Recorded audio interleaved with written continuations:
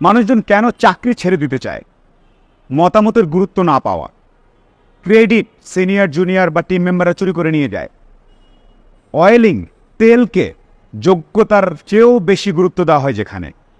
যিনি চুপচাপ শান্তভাবে কাজ করে যাচ্ছেন, লয়াল, প্রমোশন ইনক্রিমেন্টের সময় তাকে খেয়াল না রেখে 1% 0.5%, আর যে চলে যাচ্ছি তাকে 15%, এরকম যদি একটা পরিবেশ থাকে, যদি সিনিয়র সুপারভাইজার অল নোয়িং, আমি সব জানি, ডিউরিং আওয়ার টাইম কিছু বলতে গেলেই তিনি বলেন আমি সব জানি, এই জায়গায় কাজ করে আরাম নেই।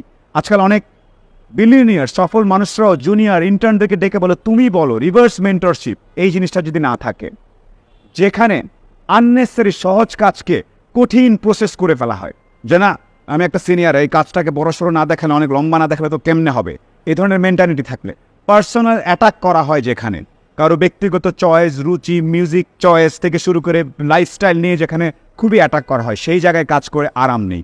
রিকগনিশন দিতে গেলে যদি মনে হয় আমার চেয়ারটা চলে যাবে, সেই জায়গায় লোকজন কাজ করতে চায় না। আননেসেসারি মিটিং করা, পার্সোনাল টাইম নাই, যেখানে লম্বা ওয়ার্কিং আওয়ার, এমপ্লয়ি যে একটু খিচুড়ি খেতে, বৃষ্টি দেখতে, ফ্যামিলি নিয়ে ঘুরতে যদি ইচ্ছা করতে পারে, সেই ব্যাপারে কোনো ধারণাই যেখানে থাকে না। আর সর্বশেষ ফেভারিটিজম যেখানে প্র্যাকটিস করা হয়। সো লিডারশিপ মানে এই না যে আপনি সারাক্ষণ হম্বি তম্বি করবেন, লিডারশিপ মানে হচ্ছে সবাইকে নিয়ে একসাথে এগিয়ে যাওয়া।